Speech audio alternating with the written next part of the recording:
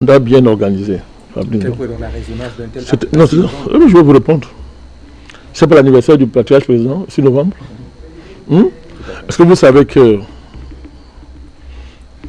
dans l'ésotérisme ou bien dans les sciences de la sagesse, parlons comme ça, le jour de votre anniversaire, c'est un jour stratégique, vous le savez? Est-ce que vous savez que le jour de votre anniversaire, si vous n'en êtes pas conscient, ceux qui sont conscients de qui vous êtes peuvent agir contre vous en bien ou en mal. Est-ce que vous le savez? Un anniversaire, c'est un jour particulier pour vous. Et vos ennemis, comme vos amis, généralement, vous donnent des cadeaux. Et parmi ces cadeaux, il y a les cadeaux empoisonnés. C'est clair. Quand vous avez un anniversaire, c'est tout le monde qui vient là. Même vos ennemis viennent. Et souvent, vos ennemis même sont ceux qui ont l'apparence de vos vrais amis. Donc, on a fait un cadeau d'anniversaire au président. Et le cadeau, c'est mal fait. Vous m'avez posé la question, non? Tout à fait. Maintenant, est-ce que vous avez de faire un cadeau au président, vous? Il va vous voir où? Il vous connaît même. Est-ce que vous êtes dans son cercle proche? Ni éloigné. Donc vous n'êtes pas en mesure de lui faire un cadeau. Qui sont ceux qui sont en mesure de faire un cadeau au président? C'est ceux qui ont accès à lui.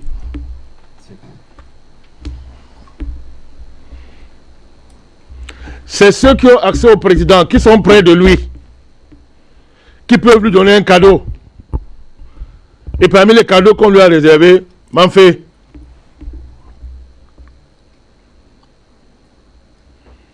Vous parlez d'un variant qui mute. Le variant qu'on appelle l'Ambazonie, il mute. Et il a beaucoup muté ces dernières années. Je ne reviens pas sur ce que M. Momo et Bertrand l'ont dit. Ils ont dit. Ceux qui écoutent ont écouté. Ce variant a muté. Vous savez où il se trouve maintenant, ce variant, Fabrice Ndom? L'Ambazonie, c'est à Yaoundé. Oui, merci. Merci, président. Merci. Écoutez, nous sommes très sérieux là aujourd'hui. Et c'est moi qui parle. L'Ambazonie là, ce n'est plus dans le nord-ouest, sud-ouest. L'Ambazonie, c'est à Yaoundé.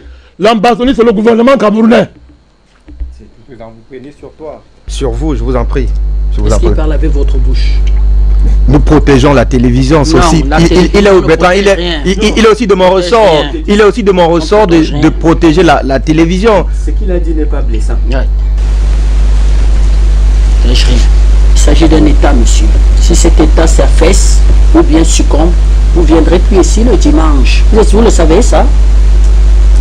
Nous allons garder la parole. Merci. Vous dites que je sur ce plateau, alors que le LP s'avait abandonné le président. Oui. Patriarche président. Tous ces présidents amis là ont abandonné le président patriarche. Nous avons livré notre partie ici contre l'Amazonie jusqu'à nos vies. Vous savez les menaces qu'on a eues ici? Tu vas dire que le président Biya est prêt à tuer les Ambazoniens au nom de la Constitution. C'était la peine de mort, une fatwa qu'on mettait sur votre tête. C'est les gens du MSC qui l'avaient fait ici. Il y a les preuves. Oui, c'est eux qui l'avaient fait. À partir de l'Allemagne. Oui. En 2018, Maître, c'était pas devant toi ici, en pleine campagne, plateau ici en direct, où les gens du MS me menaçaient de mort en direct. Oui. Médal, l'IPOD l'a pas fait en direct ici sur votre plateau. Oui. Mais comme Dieu, il est où aujourd'hui? Chassé du parti. Il est encore vivant. Écoutez, nous avons défendu le Cameroun, c'est notre devoir, c'est notre rôle, on ne demande à personne pour le faire. Cette affaire de l'Ambazonie, nous suivons ça dès le début. Nous avons fait un lexique cette affaire, jour par jour. Au nom de quoi vous me refusez de constater la mutation de l'Ambazonie? Au nom de quoi? Non, je ne l'ai pas fait. Et pourquoi vous dites que vous voulez protéger? Je dis que l'Ambazonie, c'est le gouvernement de Yaoundé. Vous dites que c'est en train de mettre la télévision en danger.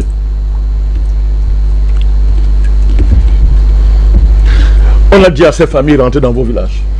Oui. On les a rassurés. Oui. Qui les a rassurés? Ne va arriver. Oui. Qui les a rassurés? C'est vous? C'est le gouvernement. C'est vous? C'est monsieur le Premier ministre. Oui. Don Goûté et son gouvernement. Et ils l'ont fait sur instruction du président Biya. Que rentrer chez vous, il y a la sécurité. Alors, il n'y aura rien. Envoyez les enfants à l'école. d'autres jours sont sûrs. Le seul jour qui n'est pas sûr, c'est le jour de l'anniversaire du président. C'est ça. Il y a eu quand même d'autres attaques, hormis le 6 novembre. Pas de ce type. Qui ont fait quoi? Je suis d'accord avec vous. La rentrée a été plus ou moins perturbée, il y a eu quelques décès. Oui, je suis d'accord. Je suis d'accord. L'échelle des dégâts est assez considérable. Vous trouvez normal que les populations appellent au secours et monsieur le préfet débarque le matin? Il n'y a pas une base militaire qui est proche là? Hein? Le BSA à Kumba. Bataillon spécial amphibie, c'est les forces spéciales. Ils sont déplacés à quelle heure? Le RAS en Konsamba, c'est plus loin. C'est mon pays. Kumba, très proche. C'est mon pays. Le BSA. Quand je parle là, moi j'ai pas le garde corps. Hein. Quand il finit la range, moi je suis pas gardien. Je dis ceci. Les gens ont appelé au secours. Ils viennent boucler. Maintenant, on bouclement fait. Mais on se boucle de qui? On se boucle de qui? Vous bouclez quoi? Vous bouclez quoi? À quelle heure? Qui donc, ces gens sont tellement idiots qui sont encore là. Bon, en tout cas, comme c'est entre vous, peut-être vous savez là où ils sont. Oui. Là où vous les gardez. L'ambazonnier est désormais à Yaoundé. Nous sommes dirigés par des ambazonniers.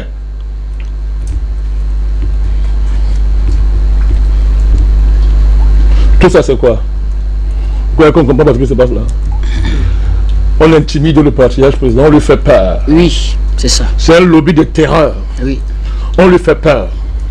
Que si tu veux être tranquille, laisse-nous faire nos affaires. Oui. Laisse-nous installer ton fils Franck Biya au pouvoir. C'est la terreur pour installer Franck Biya au pouvoir. Nous avons trop donné pour ce pays pour que les gens viennent s'amuser. Ça c'est clair. Vous croyez que la concomitance des images et des événements, C'est un hasard. on frappe, on massacre les Camerounais à Mafé, on les massacre. Comme ils n'ont personne pour les protéger. Ils sont orphelins dans leur pays. Vraiment. On les massacre comme des chiens. Alors qu'il y a un gouvernement qui bombe la poitrine matin, midi, soir. On les massacre. Et après, qu'est-ce qui suit? La photo du président. La vidéo. La vidéo. C'est la photo, non? La vidéo. La différence, c'est quoi? C'est la même chose. Vidéo, photo. Où le président apparaît comme étant... La vidéo est quand même... Où le président... Merci. Où le président apparaît comme étant sénile. Sénile, oui. À bout de souffle. À bout de souffle. Et que la troisième image qui suit? Franck Biya. Tout frais. Ouais. À qui on prête allégeance. Oui. Vous ne comprenez pas toujours? Vous ne comprenez pas? Vous voulez qu'on se taise? Monsieur, ici, l'armée a failli là. L'armée a failli. Oui. Comment fait, monsieur? Oui. Qu'est-ce que vous croyez là? L'armée a failli à Manfé. Et le Cameroun le fait de savoir. Oui. Pas parce qu'elle n'a pas les capacités opérationnelles. Non. Non. Vraiment, il faut être clair. Je pense que Maître, lorsque les populations signalent à l'administration qu'il y a un problème d'agression, Il y a des rumeurs qui courent. et il y a des rumeurs qui ont couru au Cameroun. Il y a un service de renseignement au Cameroun. surtout C'est que dans ce incroyable. contexte, Oui. des témoignages que nous avons, maître, les populations disent parfois être effrayées par ces meurtres de terreur qui les empêchent parfois de donner des renseignements. Donc, c'est à vos risques et périls si vous décidez d'informer l'État. Donc, ces personnes ont C'est la deuxième fois quand même. Voilà, C'est on la suppose deuxième qu'elles ont fois. pris assez de Le risques 2 pour octobre, informer les autorités locales. Le 2 Parce qu'il y a des octobre, menaces qui pesaient sur cette le 2 territoire. octobre, à Bamenda, s'est produit une scène inédite. 2 personnes en plein centre-ville de Bamenda Sans faire se tuer. sont fait exécuter. avant d'être exécutés, se sont fait lyncher pendant plus d'1h30. Sous le regard quand même de la population. Sous le... non, mais attendez, Mais attendez, on parle de Bamenda. Bamenda. C'est le centre-ville c'est le cœur d'une région, le chef-lieu d'une région. Justement, si c'est évident. C'est un jet de pierre des locaux du commandant de la 5e région militaire inter-armes. Le général, le général, comment il s'appelle encore? Sali, il vient du nord là. Il vient de Je crois l'extrême-nord. Dobé Créo. Le général Dobé Créo est à quelque part de là. On ne peut pas lyncher 2 informateurs de l'armée en public comme ça et puis il ne se passe rien. Il y a un centre de formation du vous avez tout à côté. Ah bon? Oui. Vous avez tout à côté le GEPI qui est disposé, qui a guéri pour ce genre de menaces. Vous avez le GSO parce qu'on a envoyé les forces du GSO. En dehors de ça, vous avez même dans ces zones 2 unités qui n'opèrent pas ailleurs dans le territoire. La gendarmerie Delta et la police Delta. Qui opèrent uniquement dans cette zone. C'est des unités qui sont faites uniquement pour la lutte antiterroriste et particulièrement pour les guerres asymétriques. Et comment vous expliquez le fait là? Avec un tel dispositif, on lynche 2 personnes en plein cœur de après les avoir jugés. On est quand même dans après les avoir jugés. Puisqu'il leur est reproché d'avoir effectivement donné des informations. Il y a un processus qui est derrière, qui est politique, et je crois que le président il le touche du doigt. Président, il est dans le sujet. Donc, nous avons pris acte de la mutation de l'Ambazonie. C'est tout. Qui est parti des terroristes sécessionnistes qui ont été neutralisés depuis. Bertrand l'a dit, ils sont neutralisés. Comme me démontre le contraire. L'armée a fait son travail, ils ont été battus, neutralisés. Et nous avons toujours été aux côtés de l'armée, ils le savent. Ça nous donne le droit de les interpeller quand nous considérons qu'il y a des failles. On les interpelle. Alors, il y a la mutation du sécessionnisme. Nébuleuse au départ, Jonathan. Ouais. Mais quand elle mute, elle n'est plus une nébuleuse. Oui. Nous sommes en mesure aujourd'hui de dire que l'Ambazonie, c'est à Yaoundé. Oui. Et qu'il s'agit plus seulement de terroriser les populations du nord-ouest, sud-ouest. C'est l'épicentre. Mais c'est de terroriser tous les Camerounais. Tout à fait. Les Camerounais sont soumis à une terreur extraordinaire. On les punit. On est en train de vous punir. On punit les Camerounais parce que ils refusent de se soulever contre le pays, tout à fait. De se soulever. Coupure d'électricité, on le punit. Parce que si vous vous soulevez, tout ce qu'on attend de vous, c'est que vous vous soulevez. Parce que vous n'avez pas l'organisation. Vous vous soulevez, c'est eux qui vont prendre le pouvoir. C'est eux qui vont prendre le pouvoir. Donc ils veulent plutôt que vous vous soulevez pour les aider à prendre le pouvoir. À prendre le pouvoir. Comme vous ne vous soulevez pas, ils vous punissent, ils rendent la vie impossible. Bertrand a dit que le pays est malade, il est gentil. Les Camerounais sont comme les Palestiniens dans leur pays. C'est clair. Il y a un danger de palestinisation des Camerounais. Oui. Merci. C'est moi qui défends tous les jours ici les Palestiniens. Mais suivez mon regard. C'est tout. Je dis que les Camerounais sont en danger de palestinisation dans leur pays par leurs propres frères. Oui.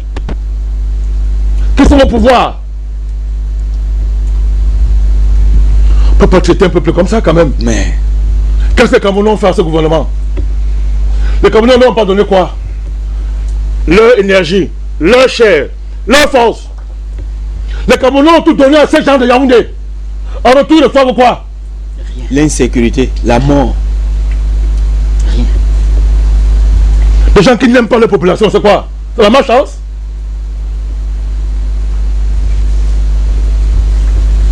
Et comme ils ne savent que vous terrorisez, il faut qu'ils terrorisent. Tout ça, c'est pour effrayer le patriarche, on lui fait peur. Fait, oui. Et lui dit que laisse dérouler notre agenda tranquillement, sinon on brûle le Cameroun. Et même si tu veux trop nous embêter, on va voir. On a bloqué tout, tu vas rester là. On reste comme ça, on attend que tu meurs. Oui. C'est tout. C'est tout. Sans le dédouaner lui-même. Sans le dédouaner lui-même. Oui. Les Camerounais n'ont pas élu un gouvernement. Ils ont élu le chef de l'État, le patriarche Paul Biya. C'est lui que les Camerounais ont élu. Et moi, j'étais en campagne pour lui en risquant ma vie. C'est tout. Nous voici à mi-mandat. On a le droit de se poser la question. Qu'avons-vous fait de ce mandat? Tout ce qu'on a promis aux Camerounais en 2018. Il n'y a rien. Rien. Ce qu'on a dit le juin prêtait serment. J'y étais, j'étais assis dans la salle. Le Cameroun des grandes opportunités. C'est où? Voyez les routes. C'est quoi? C'est où? La terreur, le vol et le pillage. Un gouvernement qui se comporte comme un gang. Je dis que j'ai pas de garde de corps. Hein. J'ai pas de garde de corps. Encore moins nous, président. Tout le monde ici. Et voilà. Bah, nous on a quoi? C'est Dieu qui est notre. Comme les Camerounais d'ailleurs, ils n'ont personne. Ils payent les impôts, ils payent tout, mais ils n'ont personne pour les protéger. Quand c'est pas surfacturé. Évidemment. les Camerounais courent un risque de palestinisation. Et quand je le dis, les stratèges du UDPC comprennent les mots que j'emploie. Parce qu'ils l'ont utilisé eux-mêmes hier. Sous Charles Ndoumba, paix à son âme. Tu connais Charles Ndoumba? Oui. Tu connais Charles Ndoumba? Oui. Ce n'est pas n'importe qui dans l'histoire de ce pays, Jonathan. Peut-être que tu étais plus jeune, mais tu le connais. Joseph Charles Ndoumba, il était secrétaire général du UDPC. Oui, tout à fait. La théorie de la palestinisation est sortie dans un contexte où, manipulant le géotribalisme, c'est leur travail. Oui. Il disait que tel ethnie, tel groupe ethnique va transformer d'autres Camerounais en Palestiniens dans leur pays. Eh bien, moi, je ressors cette théorie maintenant contre vous. Tu as une mémoire. Je ressors ça. Pendant que les Palestiniens crient à Gaza, nous on crie au Cameroun, ça ne va pas. Où est notre président? C'est ça. Où est notre président? On nous brandit Frambia. Regardez l'Assemblée nationale. Regardez, c'est quoi? C'est pire qu'un village. C'est moins qu'une chefferie villageoise. J'ai dit que le pays est divisé en chefferies. Ça fait honte. C'est en chefferie. Je vous ai parlé de la justice.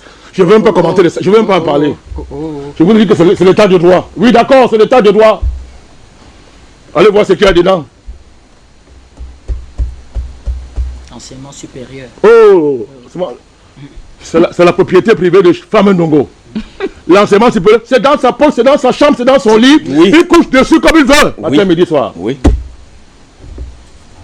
Mais il y a un problème, mon ami. Il y a un problème. Ça ne va pas.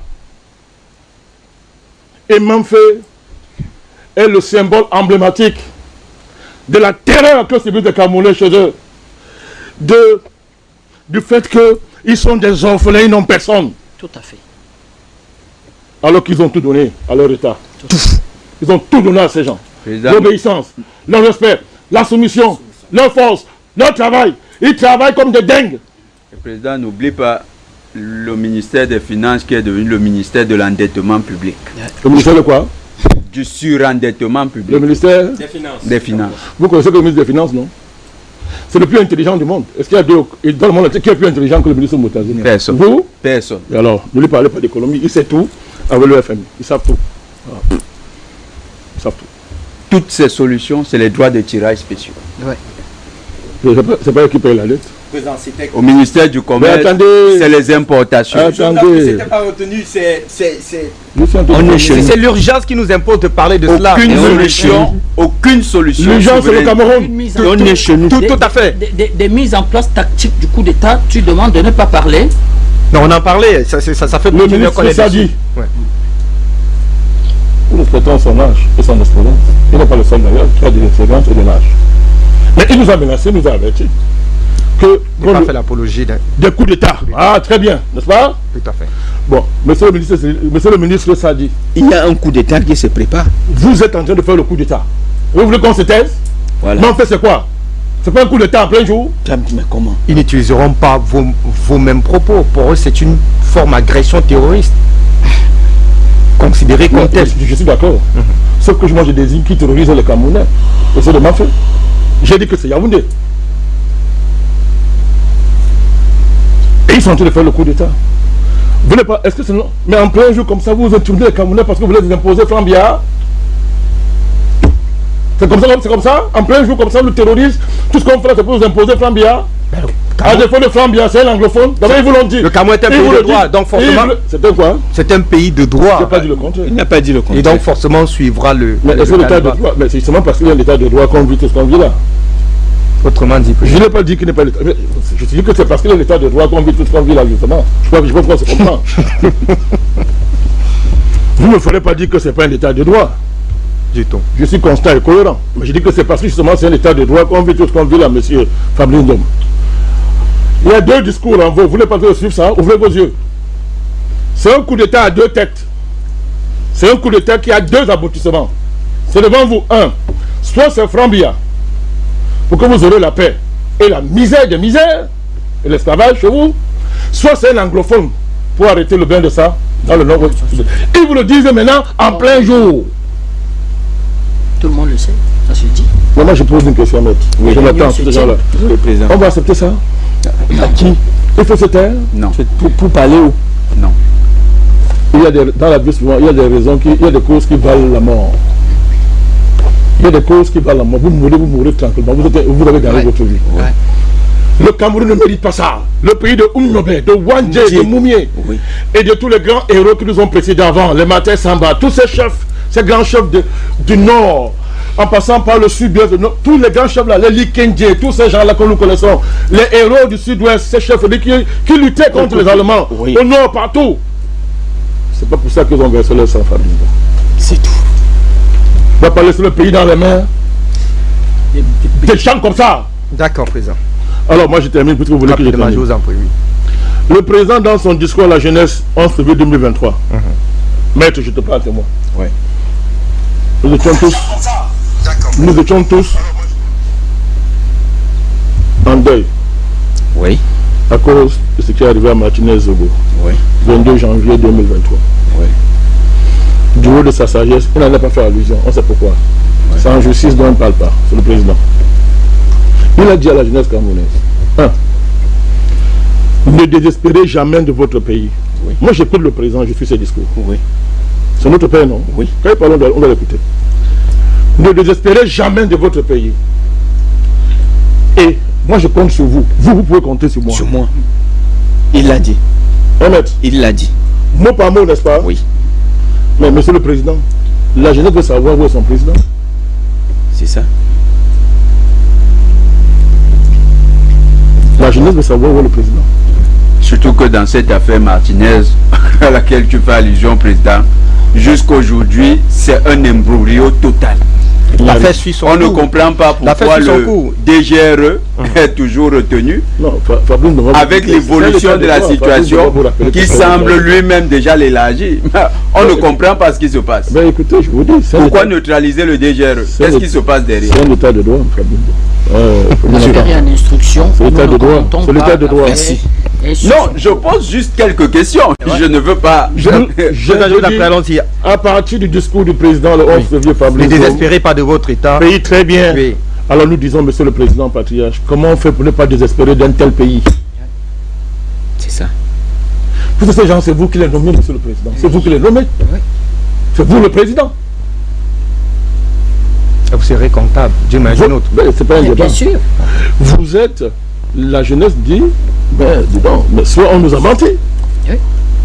Soit on nous a menti. Soit il y a un problème. Il y a quelque chose qui ne tient pas. Qui ne va pas.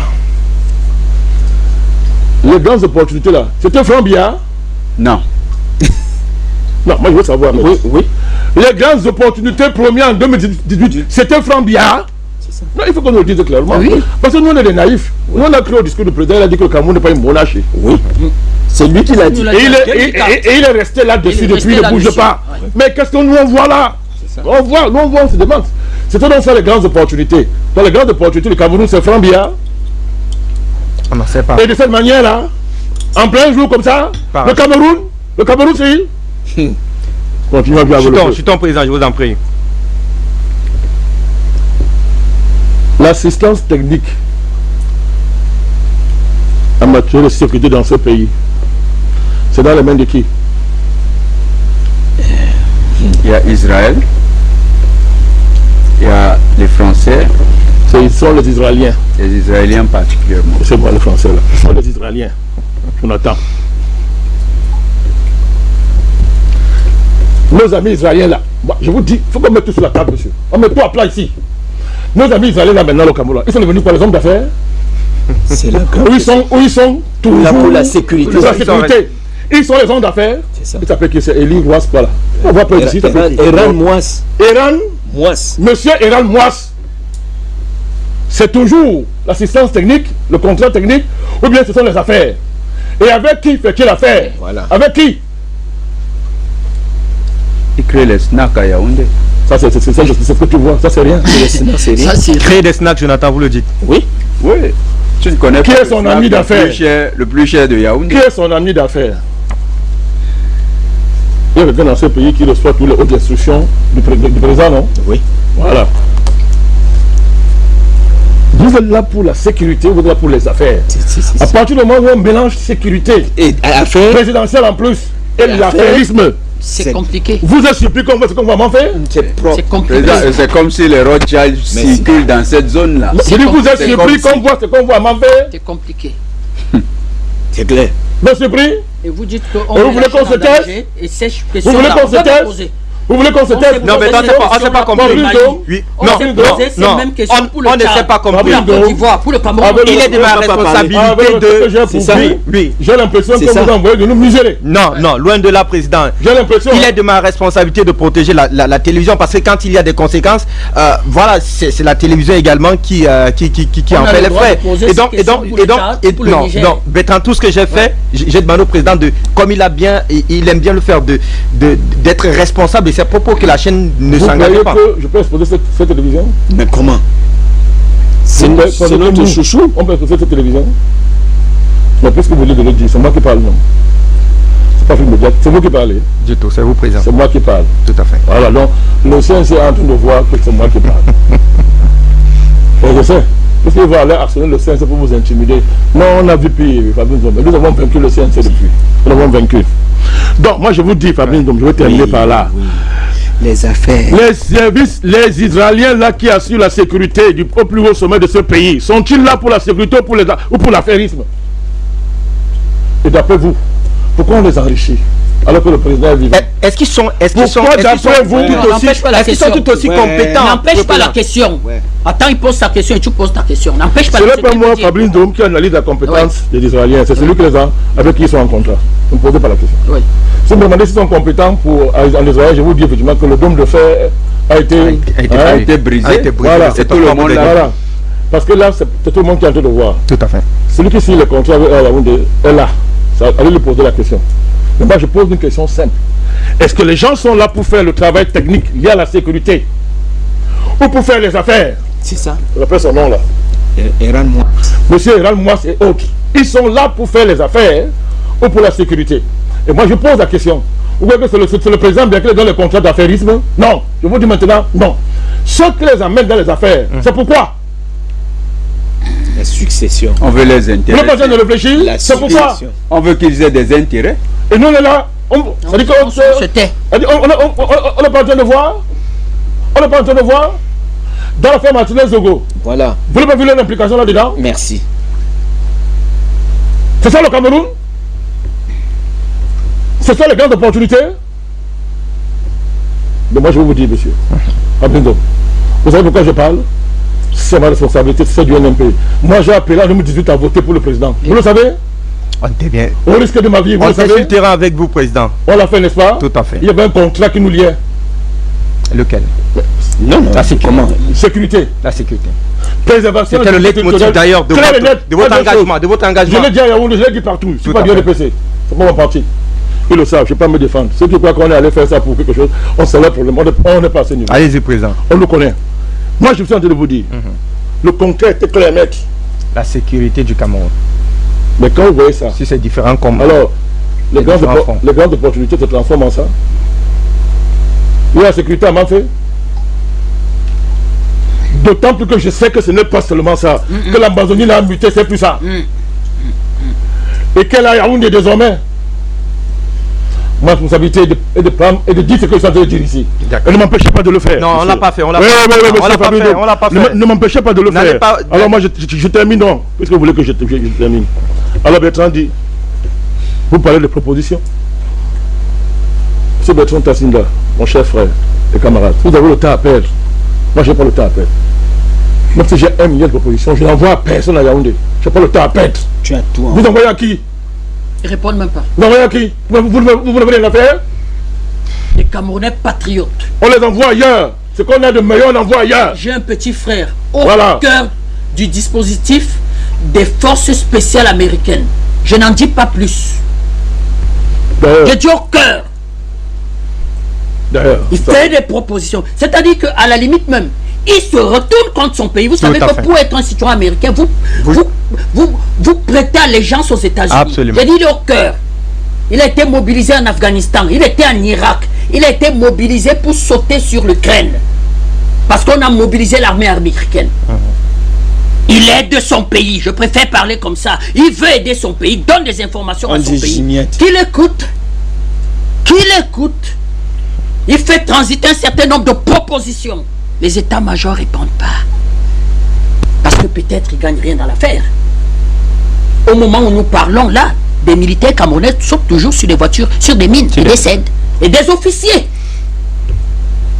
On doit voir, rien. Il est normal que ce pays, que le carburant soit rare. Puisqu'on l'importe encore plus. Ah bon? Vous le produisez, non? Il y a un contrat avec Gazprom. Il y a un contrat avec Gazprom pour la reconstruction de la Sonara. Et cette fois-là, la Sonara avec les 2 grandes unités de traitement.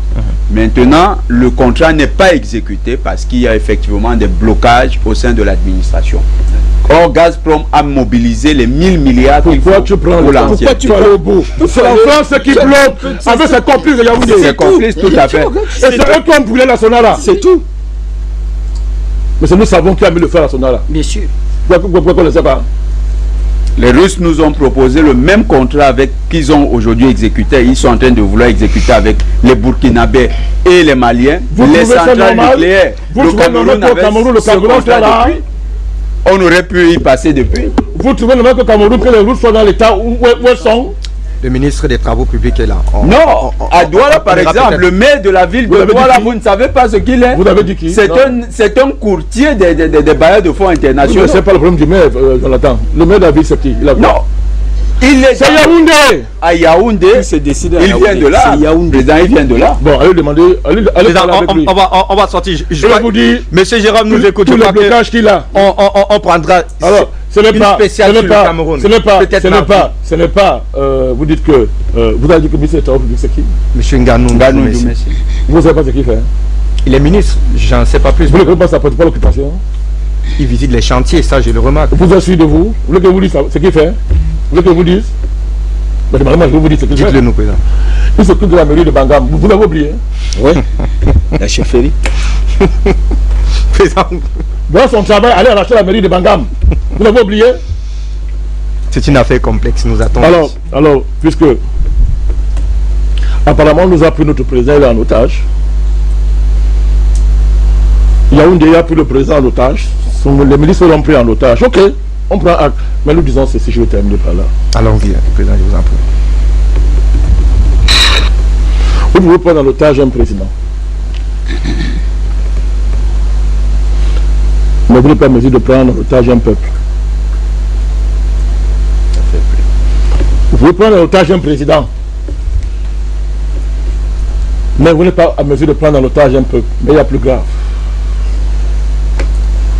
Si par hasard, maître, par malheur, parlant de ce pays et de ce peuple, et que le vrai Dieu avait un projet particulier pour ce pays et ce peuple, pas réussi. Je répète, vous pouvez prendre un président en otage, parce qu'il semble que notre président est pris en otage. J'ai dit il semble. Bon, si ça vient de moi, ça veut dire que c'est grave. Voilà. Il semble que notre président est pris en otage. Ok, c'est possible. On prend même acte. Mais vous n'êtes pas en mesure de prendre un peuple en otage. Mais il y a plus. Si par malheur, le pays là et le peuple là qu'on appelle Cameroun et Camerounais sont l'objet d'un projet particulier du vrai Dieu, vous allez aussi prendre Dieu en otage. Oui, pas. Le vrai Dieu. Vous savez que moi je prononce pas ce nom-là en vain. Oui. Vous me connaissez un peu, non? Je ne prononce pas ce nom en vain. Et alors je m'adresse dans le champ de Yaoundé.